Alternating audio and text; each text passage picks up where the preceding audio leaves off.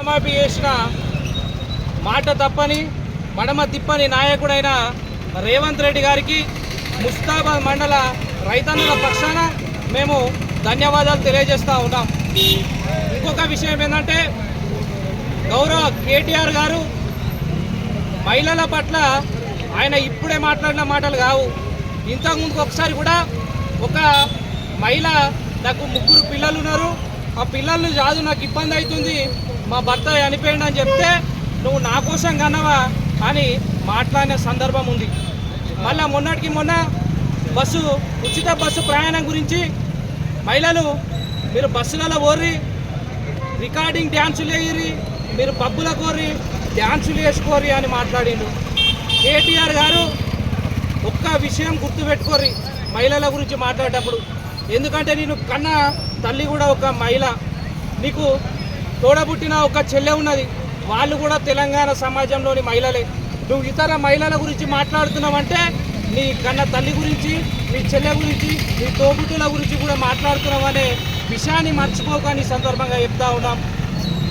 మరొక విషయం ఏంటంటే రైతన్నల గురించి రేవంత్ రెడ్డి గారు రాహుల్ గాంధీ గారి సమక్షంలో ఏదైతే మాట ఇచ్చిరో 2 లక్షల రుణమాఫీ, ఏకకాలంలో 2 లక్షల రుణమాఫీ చేసిందంటే భారతదేశ చరిత్రలో ఇంతవరకు ఏ నాయకుడు కూడా 2 లక్షల రుణమాఫీ చేసిన పాపాన పోలే.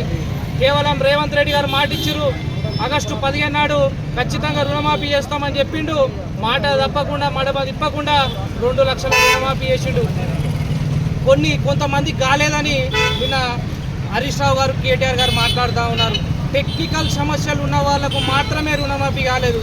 ఒకవేళ రుణమాఫీ కాని ఎవరైనా ఉంటే కలెక్టరేట్లో రుణమాఫీ కోసం రాష్ట్ర వ్యాప్తంగా 5,000 కోట్లను పక్కకు పెట్టడం జరిగింది. ఖచ్చితంగా రుణమాఫీ కానోళ్ళం కూడా రుణమాఫీ చేయించే బాధ్యత మా ముస్తాబాద్ మండలంలో మేము తీసుకుంటాం. ఖచ్చితంగా మీకు రుణమాఫీ చేపిస్తామని చెప్తా ఉన్నాం. హరీష్ రావు గారు మీరు రాజీనామా అయ్యారు, మాకు కూడా తెలిసే విషయం. ఎందుకంటే రాజీనామా చేస్తే నేను గెలిపించే పరిస్థితి మీ సిద్దిపేట ప్రజలు లేదు. ఇక నువ్వు బాలీలు ఉన్నావు, ఇండోనేషియా బాలీల పెళ్లికి పోయి మీ కేటీఆర్ ఏమో ఇక్కడ ఇష్టం వచ్చినట్టు మాట్లాడుతూ ఉన్నారు. మీరు మాట్లాడితే కేవలం మీరు పత్రికలలో వాట్సాప్లలో ప్రచారం మాత్రమే అవుతుంది అనే ఉద్దేశం కొద్ది మీరు మాట్లాడుతున్నారని మాకు తెలుసు. ఎందుకంటే మిమ్మల్ని తెలంగాణ రాష్ట్ర ప్రజలందరూ కూడా మర్చిపోయారు. మీకు అప్పుడు ఎమ్మెల్యే ఎలక్షన్లో 39 సీట్లు వచ్చినాయి, ఎంపీ ఎలక్షన్లో 0 సీట్లు వచ్చినాయి.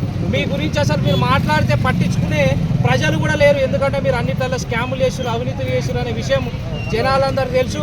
దయచేసి ఇంకోసారి కాంగ్రెస్ పార్టీ మీద, రేవంత్ రెడ్డి మీద, ముఖ్యంగా మా తెలంగాణ ఆడబిడ్డల మీద ఇంకోసారి ఏమన్నా పిచ్చి పిచ్చి మాటలు మాట్లాడితే ఖచ్చితంగా చెప్పుల దండేసి మీ నాలుక కోస్తామని హెచ్చరిస్తూ ఉన్నాం.